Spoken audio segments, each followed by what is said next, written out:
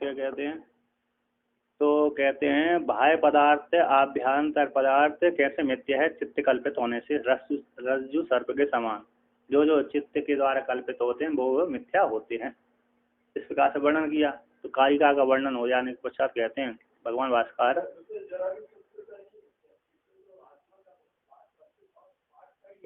चित्त आत्मा के पास है ना, तो कल्पित है, कल्पित होने से मिथ्या है। हाँ, तो इसी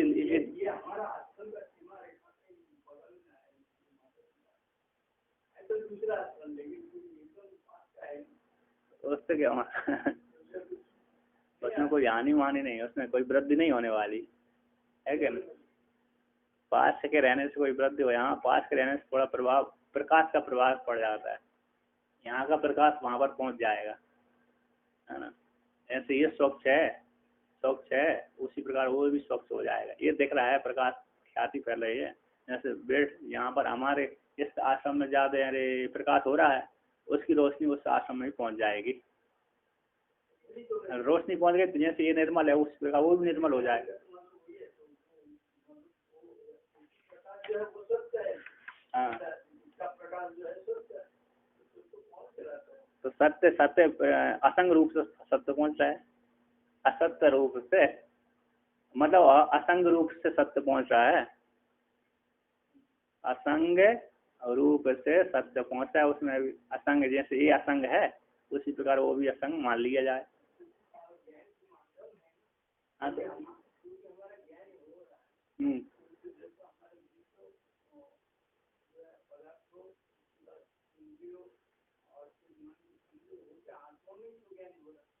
हाँ हाँ, आत्मा में आत्मा प्रकाशन करता है, बुद्ध ज्ञान,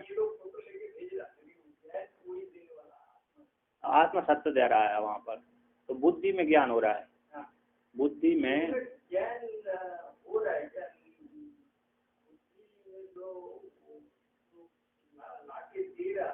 नहीं, बुद्धि बुद्धि ला करके दे रही है ज्ञान। बुद्ध देखो यहाँ पर, यहाँ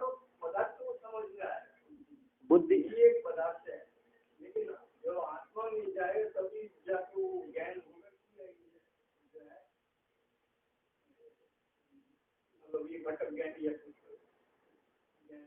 हाँ, तो वहाँ पर आत्मा में नहीं जाता, आत्मा मात्र प्रकाशन कर देती है उसकी। हाँ मैंने देख लिया, देखना ही उसका भोग हो जाता है। सबका लाने वाली बुद्धि होती है, बुद्धि गृहित करने वाली, संग्रह करने वाली होती है, बुद्धि में हो रहा है।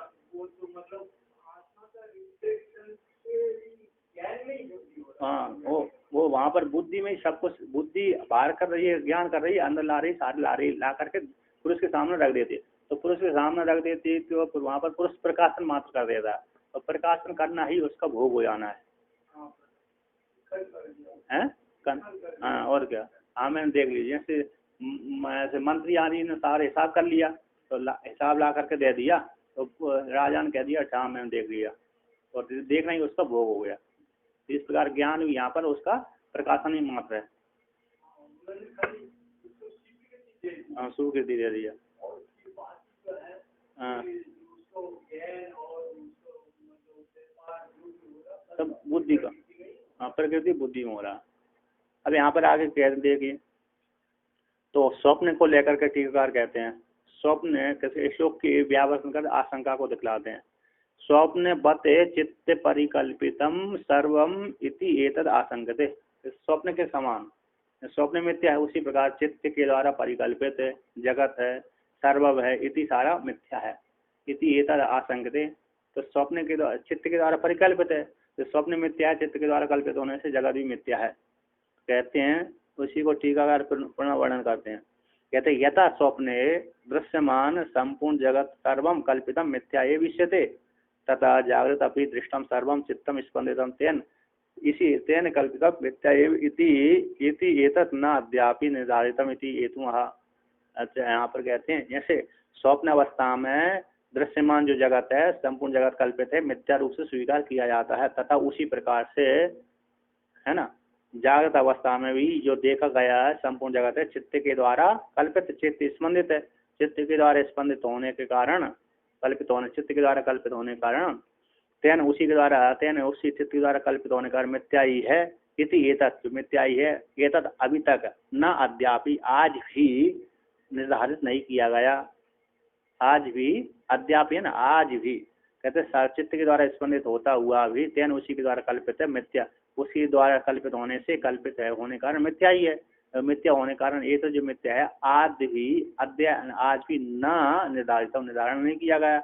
अतः इसमें ये तो कहते हैं यस्मात्, यस्मात् चित्त परिकल्पित मनोरथादि लक्षण चित्त परिच्छेद्यर वैलक्षणम भायानाम अन्योन्य परिच्छेद्यत्वम इति सा न युक्ता शंका। कहते हैं यस्मात्, जिस हेतु से चित्त के द्वारा परिकल्पित होने से मनोरथ लक्षण, मनोरथ आदि लक्षण वाले होने से चित्त के द्वारा परिच्छेद होने से वैलक्षणम, वहाँ पर स्वप्न के पदार्थ सारे मिथ्या है।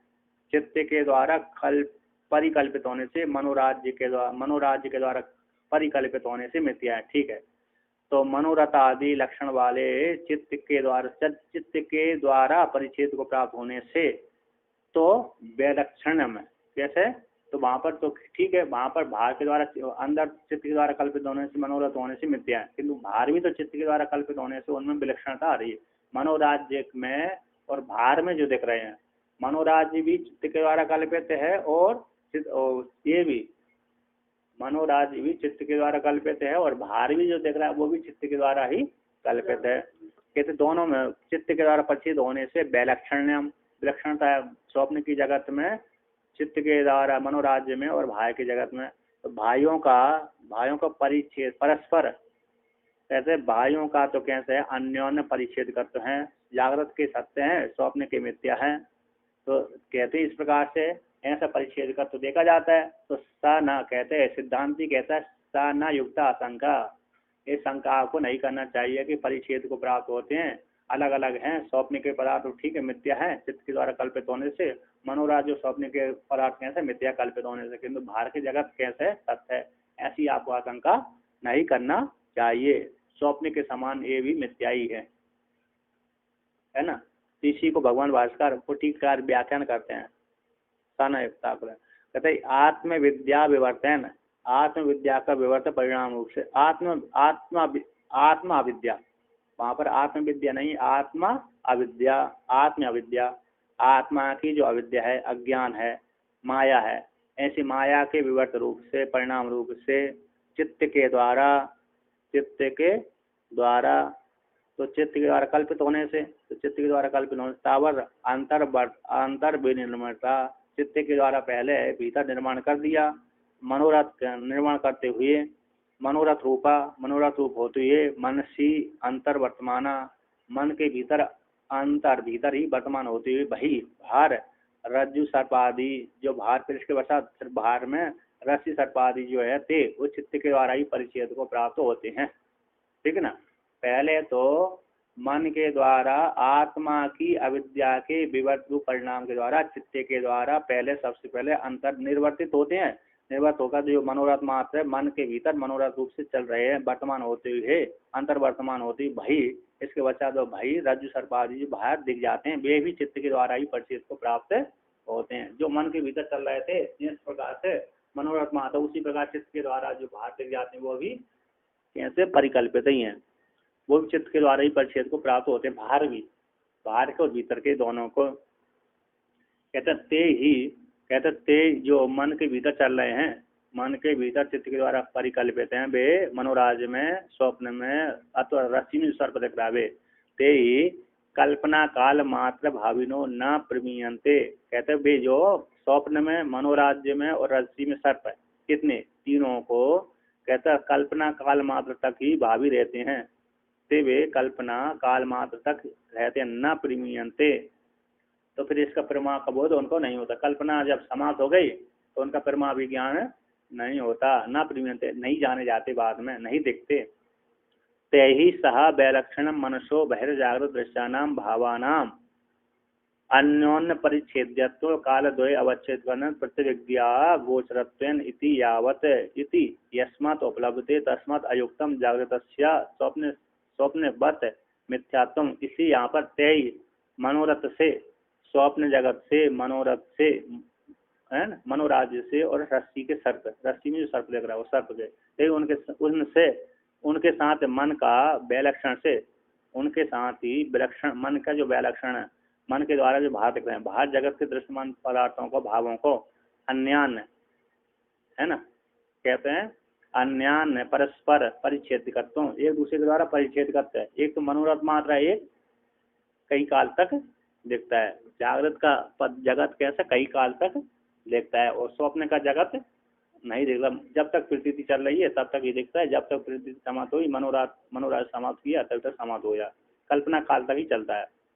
तो कहते हैं, तो परिच्छेद का तो यहाँ पर कहते हैं, तो इसलिए उनके मन के भीतर चलने वाले, मन के अंदर रहने वाले, उनके से विलक्षण मन का, मन से जो बाहर है, मन के भीतर चलने वाले मन के साथ ही मन से विलक्षण, मन के साथ ही मन से विलक्षण भर दृश्यमान जो भावों का, दृश्यमान नाम भावों का अन्योन परिच्छेद करते, एक दूसरे के द्वारा परिच्छेद करते है, और काल द्वय के अवच्छेद करते होने से दो काल तक दिखते हैं। बाहर का जो जगत कैसा है, दो काल के द्वारा अवच्छेद करते होने से, और प्रतिविज्ञा का गोचर होने से, प्रतिविज्ञा एक काल दो काल है ना, भूत में भी देखा उसी देवदत्त को, अभी वर्तमान में की भी देख रहे हैं, तो दो काल के द्वारा प्रतिविज्ञा गोचर होने से, यस्मात् इसी हेतु से उपलब्ध थे, इसी हेतु से दो काल के गोचर, दो काल का विषय होने से, प्रतिविज्ञा उपलब्ध होने से, इस प्रतिविज्ञा होने से उपलब्ध थे देवदत्त आदि पदार्थ सत्य जगत का, बाहर के जगत पदार्थ सत्य देखते हैं। तस्मात् इसलिए अयुक्तम ठीक नहीं है, जागृत का स्वप्न के समान मिथ्या तो कहना ठीक है नहीं है, क्योंकि उसकी प्रतिविज्ञा देखी जाती है। जैसे स्वप्न में कहा तो कल्पना काल तक ही देखता है, इसलिए उसको अरे मिथ्या कहना ठीक है, किंतु जागृत के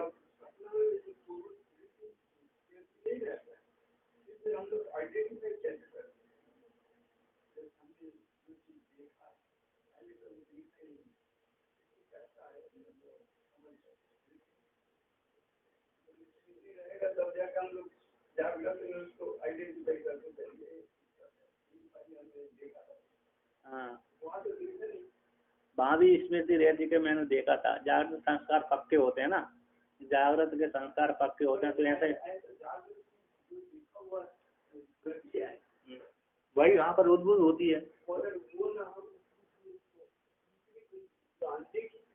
हम देखिए तो संस्कार वो उदित हो जाते हैं ना, संस्कार जो नहीं देखी ना, पूर्व जन्म में देखी होगी, कहीं ना कहीं तो देखी होगी, अतः कल्पना की होगी, वो आती है ना, कहीं ना कहीं तो देखी, संस्कार बने थे, क्योंकि हमारा जन्म अनादि है, तो मन के भीतर वासना अनंत बैठी हुई है, तो अनंत वासना बैठे होने के कारण, अनादि वासना होने के कारण व्यक्ति देख लेता है, वहाँ पर संस्कार उद्भूत हो जाते हैं, अदृष्ट को निमित्त बना करके।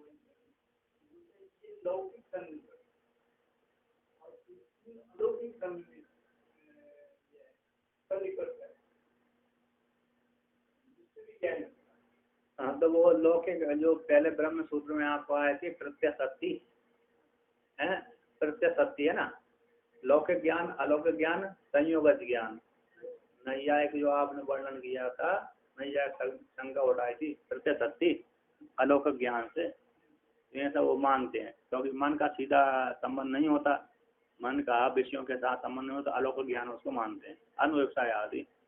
तो इस प्रकार से वहाँ पर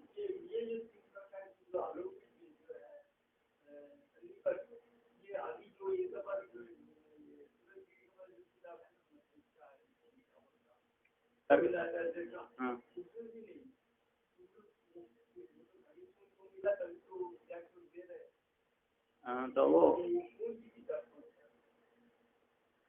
तो कहीं कहीं को उठा देते हैं वहाँ पर, उसमें अरे इसमें ये है ना, किसका नाम यहाँ पर न्याय सिद्धांत मुक्तावली आदि, उसमें सब रहते हैं, वो बड़ी बड़ी ग्रंथों में छोटे छोटे उठा देते हैं वहाँ पर। तो वहाँ पर आए ब्रह्म सूत्र में आया कि नहीं आया था? तो ब्रह्म सूत्र में उसको उठाया था ना, 3 प्रकार ज्ञान, अलौकिक ज्ञान, अलौकिक है, लौकिक प्रत्यक्ष, अलौकिक प्रत्यक्ष, योगज प्रत्यक्ष। उसको और प्रत्यय शक्ति को लेकर के आया था वहाँ पर। तो प्रत्यय शक्ति प्रत्यय संपन्न नहीं दीप माँ। अब वो शब्दादि अधिकरण आया था ना, उसमें वर्णन किया था वहाँ पर शब्द प्रमता अधिकरण में। नहीं, वो तो नैयायिकों को मत है, नैयायिक ऐसा मानते हैं। वृत्ति प्रवाह कर्म उसको उठाया है, वृत्ति प्रवाह कर्म है उसको लिया है सन्निकर्ष को, है ना। नहीं, निश्चल दास जी।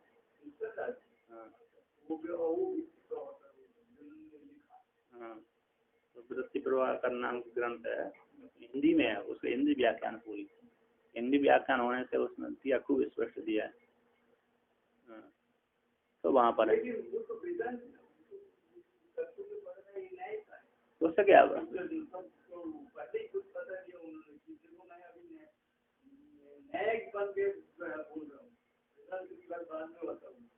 हाँ, तो खंडन तो जहाँ पर जैसे जो आप वहीं पर उसी को खंडन कर दिया तो ठीक थोड़ी है। आप उस तर्क का टीका लग रहा है, उसी में उसको खंडन कर दिया तो दोस्त यहाँ पर इस वेदांत इस प्रकार से यहाँ पर ऐसा खंडन करते हैं इनका, ऐसा ठीक है।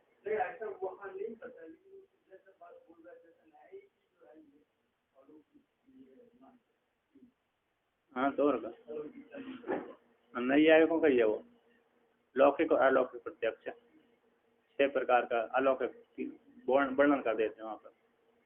तो आगे कहते हैं, देखिए, तो यहाँ पर कहते हैं इसलिए जागृत के समान है, स्वप्न के समान जागृत को मिथ्या मानना ठीक है नहीं है। ऐसे ये प्राप्त हो जाने पर कई श्लोक को अक्षरों के द्वारा भगवान भास्कर कहते हैं, संगत समाधान करते हैं, सना युक्ता आशंका। आपको ऐसी आशंका नहीं करना चाहिए कि जागृत के समान है स्वप्न के समान जागृत भी मिथ्या, स्वप्न के समान जागृत मिथ्या नहीं है, ऐसी आशंका आपको नहीं करना चाहिए। मतलब जैसे जागृत स्वप्न तो मिथ्या है, ठीक है, जागृत मिथ्या नहीं, कोई उसकी प्रतिज्ञा देखी जाती, ऐसी आपको, इसलिए आपको जागृत सत्य है ऐसी आशंका आपको पूर्व पक्षी को नहीं करना चाहिए। अतः जैसे चित्त स्वप्न के द्वारा, स्वप्न चित्त के द्वारा परिकल्पित है, गृहीत होता है, चित्त काल तक ही जगत रहता है, उसी प्रकार ये मात्र इतना है कि इसमें 2 काल तक रहता है, लेकिन चित्त के द्वारा कल्पित है, इसलिए मिथ्या ही है, ये भी मिथ्या ही है, स्वप्न के समान मिथ्या ही है, जागृत भी स्वप्न के समान मिथ्या है। तो उसी को वर्णन करते हैं, कहते हैं चित्त काला, है ना। तो कहते हैं चित्त इत्यादि ना, चित्त काला है ना, चित्त परिच्छेद, चित्त काला। तो कहते हैं टीकाकार कहते हैं यहाँ पर, टीकाकार यहाँ पर कहते हैं चित्तम कल्पना तद अति तत्परिच्छेद्यों द्वारा, तत्काल कालीनों के द्वारा, चित्त के द्वारा चित्तम कल्पना, चित्त की जो कल्पना है तब उस परिच्छेदों के द्वारा तत् समकालीन रूप से ही रहती है, चित्त कालावाद। तो यहाँ टीकाकार कहते हैं क्या कहते, या मनसी अंतर मनोरथ रूपा भावा, जो मन के भीतर मनोरथ रूप जो भाव देखते हैं, ते वे चित्त काला भवंती, चित्त काला तक ही होते हैं। इसी यत्र में चित्त कालत्व को विस्तार पूर्वक दिखलाते हैं, कहते हैं चित्त काला ही ए अंतस्तु चित्त परिच्छेद्या, कहते हैं चित्त काल तक ही रहते हैं, जो अंत मन के भीतर दिखने वाले मनोराज्य के हैं वे चित्त काल तक ही रहते हैं, चित्त के द्वारा परिच्छेद को प्राप्त होते हैं। जब तक हम उनका कल्पना कर रहे हैं तब तक वो चित्त के द्वारा परिच्छेद हो रहे हैं, तो चित्त काल तक ही रहते हैं। जैसे परिच्छेद मतलब करना कैसा, जैसे हमने जहाँ पर हमारी चक्षु इंद्रिय गई तो उस विषय को हमने परिच्छेद कर लिया, है ना, उसको परिच्छेद बोलते हैं, ठीक है ना। जहाँ पर हमने, जैसे मन है, ब्रह्म लोक गया तो हमने ब्रह्म लोक को माप लिया, चक्षु हमारी सूर्य तक इतने आकाश तक गई, जान लिए, इतने दृष्टि परिच्छेद का दिया, उसी परिच्छेद हो गया, चित्त परिच्छेद दिया, उसी को परिच्छेद बोलते हैं। जहाँ तक हमारी दृष्टि जाती है शब्द के द्वारा, रूप के द्वारा, चक्षु के द्वारा, अन्न के द्वारा, वहाँ पर विषय हम माप लेते हैं। तो वो तो जो विषय परिच्छिन्न हो गए जिसके द्वारा मापे जाने वो व्यापक हो जाता है, और जिसके द्वारा जो जो माप लिया जाता है वो परिच्छिन्न हो जाता है। अब आगे कहते हैं ना अन्य, है ना, तो ना अन्य को लेकर कहते हैं, तो कहते ना अन्य चित्त काल व्यतिरेकेण परिच्छेद का कालो ये शांति ते चित्त काला, कहते ना अन्य, अन्य नहीं है, अन्य चित्त काल से व्यतिरिक्त, चित्त काल को छोड़ करके, चित्त काल से भिन्न काल ऐसा जिनका नहीं है, परिच्छेदक कालो, चित्त काल को छोड़ करके चित्त काल से व्यतिरिक्त परिच्छेद व्यतिरिक्त भिन्न परिच्छेदक कोई दूसरा कालो ऐसा जिनका नहीं है वो ते चित्त काल कहलाते हैं। चित्त काल से भिन्न काल जिनका नहीं है, कहता ना अन्य, अन्य नहीं है, क्या नहीं है, चित्त काल से भिन्न, चित्त काल के बिना, चित्त काल से भिन्न, चित्त काल के बिना परिच्छेदक, परिच्छेद करने वाला काल इनका जिनका नहीं है, ऐसा जिनका नहीं है ना, ते उसको कहते हैं चित्त काला। अगर चित्त काल के द्वारा ही परिच्छेद को प्राप्त होते हैं। हाँ, चित्त जब तक चित्त में है तब तक ठीक है, जब चित्त समाप्त हो गया तब तक वो सारे भाव नष्ट हो जाते हैं। जब चित्त आपने चित्त की कल्पना, चित्त ने कल्पना करना छोड़ दिया तो जगत भी सारा कैसे हो जाएगा, मिथ्या हो जाता है। उसी को वर्णन किया था शाक्तोपनिषद में, मन ए मनुष्याणाम कारणम बंध मोक्षयो बंधाय विषयासक्तम विमुक्त स्मृतम स्त्री। मन ही बंध और मोक्ष में हेतु है। मन ने स्वीकार कर लिया मुक्त होगा तो मैं मुक्त हो गया, वेदांत द्वारा श्रवण करते करते करते, है ना। तो मन ने नहीं माना तो जड़ है, व्यक्ति को संतोष नहीं हुआ तो संतोष नहीं हुआ, वेदांत को पढ़ने के बाद संतोष नहीं हुआ तो अन्य व्यक्ति को तो कहते संतोष होते ही, वो उनको तो मन ने माना ही नहीं कि बंधन हो। मन है तो मन ये मनुष्य, मन ही बंध और मोक्ष में हेतु होता है ना। मन ने मान लिया बंधन वाला हूँ तो बंधन हो गया, मन ने मान लिया कि मुक्त हूँ तो मुक्त हो गया। तो पशु आदि तो जानते नहीं कि मैं बंधन वाला हूँ कि नहीं, तो मुक्त हो जाएंगे तो नहीं, उनके पास भी बंधन आदि रहता है, वो भी जान के हम बंधे हुए हैं, अज्ञान उनमें आ भी रहता है ना। डर मरने और जीने का भय बना रहता है उनके पास।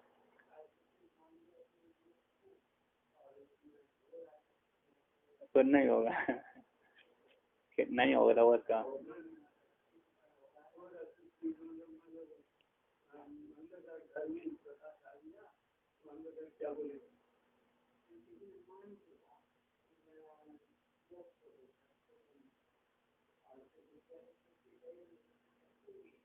उसका नहीं होगा और क्या।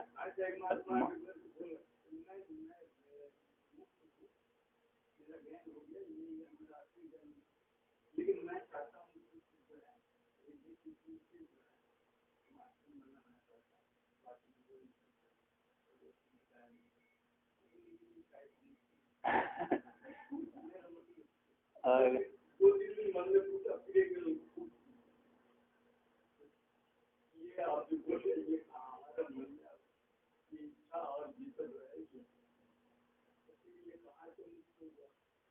और क्या, तो ये नहीं होता। तो आगे कहते देखिए, यहाँ पर शंका कहते हैं वाच्यार्थ को कह करके विवक्षित अर्थ को कहते हैं कल्पना। कहते कल्पना काल एव उपलब्धयन्ति, कल्पना काल ही ये दिखते हैं। कौन है, चित्त के भीतर वाले पदार्थ है। कल्पना बंद कर दिया तो समाप्त हो गया। कहते हैं अब उसको कहते द्वितीय पाद को अवसर कहते व्याकरण द्वितीय द्वय कालस्य भेद काला अन्योन्य परिच्छेदा। तो दो काल तक परिच्छेद को प्राप्त होते हैं। जागृत पदार्थ कैसे होते हैं, दो काल तक रहते हैं, वो भी चित्त के द्वारा ही गृहीत होते हैं। तो स्वप्न के पदार्थ एक काल तक रहते हैं, जब तक मनोराज आपको चला तब तक दिखेंगे, मनोराज समाप्त हो गया तब समाप्त हो गया। तो एक मनोराज छोड़कर दूसरा मनोराज किया तो पहला मनोराज समाप्त हो गया। उदाहरण देते हैं यहाँ पर, तो टीकाकार कहते हैं ये मनसो भैर उपलब्धयन्ते, जो मन के बाहर उपलब्ध होते हैं, ते वे भेद काला, ते जो भेद काला कालस्य भेदो भेदो का भेदो यदि भेद काला सा येषाम ते तत्वति युक्ति। कहते जो मन के बाहर उपलब्ध होते ते वे भेद काला है। कालस्य भेदो इति भेद काला, काल का जो भेद है उसको भेद काल बोलते हैं।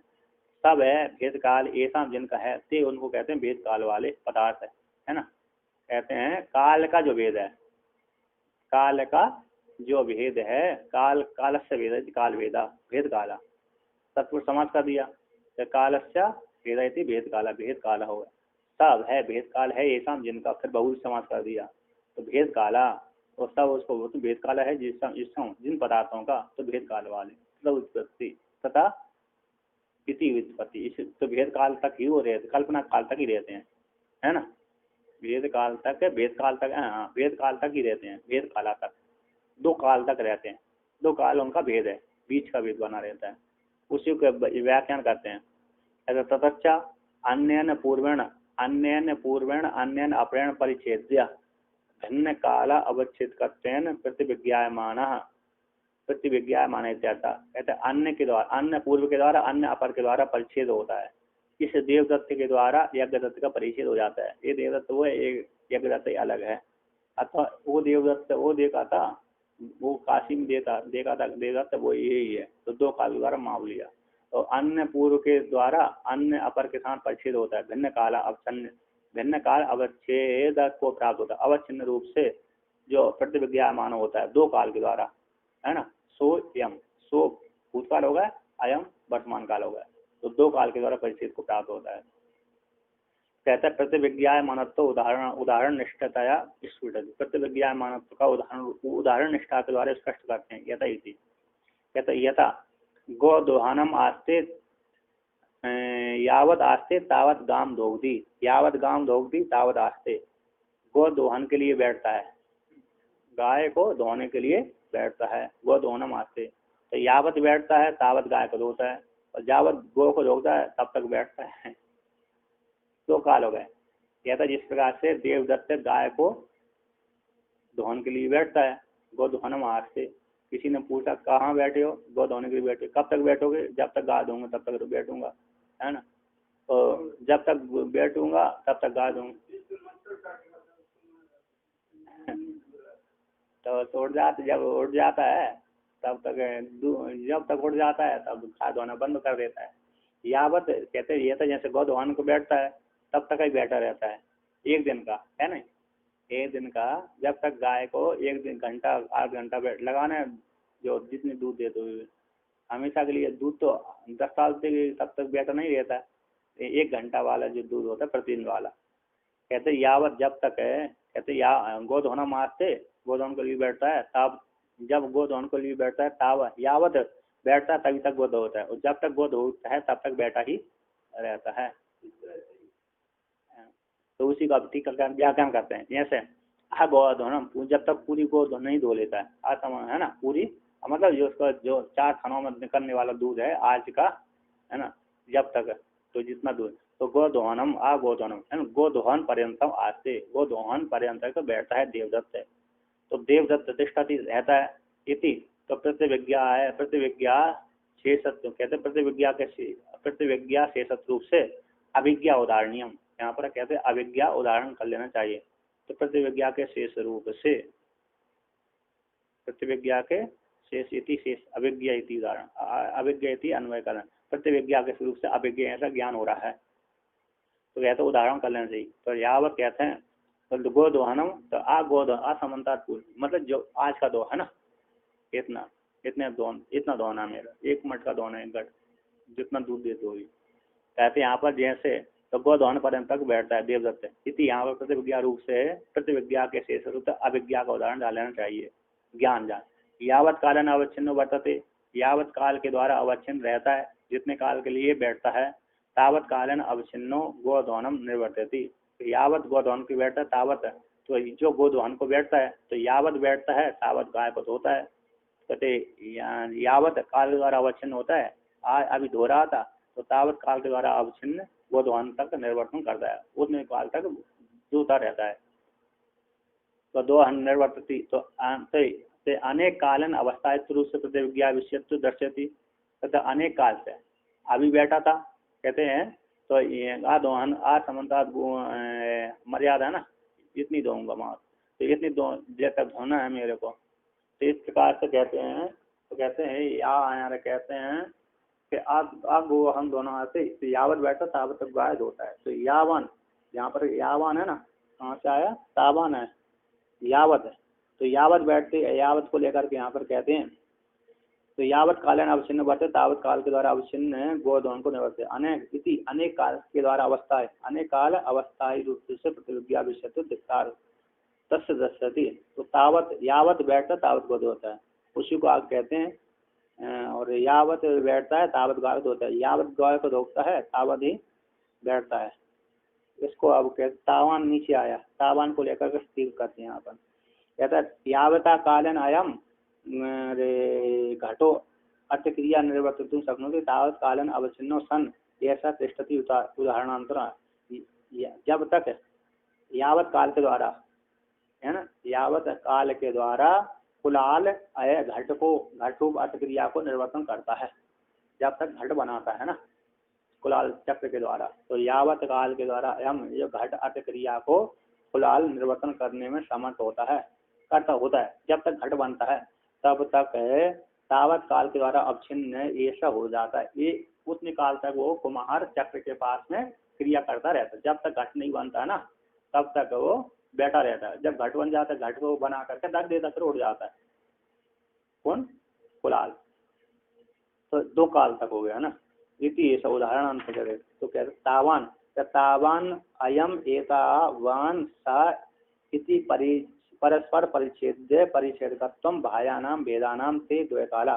तो तावान और एतावान उतने काल से बैठ रहा है, जब तक घट नहीं बना तब तक बैठा, जब घट बन गया तो उसका छोड़ दिया उसने, इस प्रकार से। तो तावान और एतावान सब परस्पर, तावान तत्व होगा, एतावान इदम का हो गया है ना, एतावान इतना भय है सब है। इसी परस्पर परिच्छेद और परिच्छेदगत भाइयों का भाय वेदों के ते 2 काल हो गए, भूतकाल और वर्तमान काल है ना, भूतकाल हो गए और वर्तमान काल हो गए, 2 काल हो गए।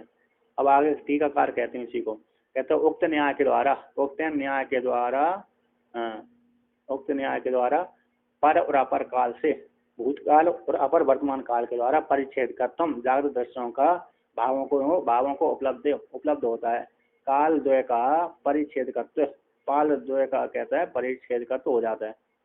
आप कहते हैं यहाँ पर कब देर तक बैठे रहोगे, जब तक थोड़ा देर गाय धोता हूँ तब तक बैठा रहूंगा, हैं। आप कितने देर तक दोगे, जब तक गाय दूध नहीं देती तब तक बैठा रहूंगा इसके नीचे। और कितने देर तक इंतजार करोगे आप, थोड़ी देर, जब तक गाय थोड़ी देर इंतजार करिए मैं गाय धो लेता हूँ, है ना। किसी ने पूछ बात से व्यक्ति आया होगा, कितनी देर इंतजार करोगे, रोकोगे नहीं रोकोगे? हाँ, तुम जब तक गाय धो लोगे तब तक मैं रोका हूँ, है क्या नहीं, इत्यादि को वेद के वर्णन किया था। है? नहीं हो रहा है, थोड़ी पंक्ति है। कहते उक्त न्याय के द्वारा अपर पर काल के द्वारा परिच्छेद करता हूँ जागृत दृश्यों को भावों को उपलब्ध होता है, इसी काल द्वय का परिच्छेद है।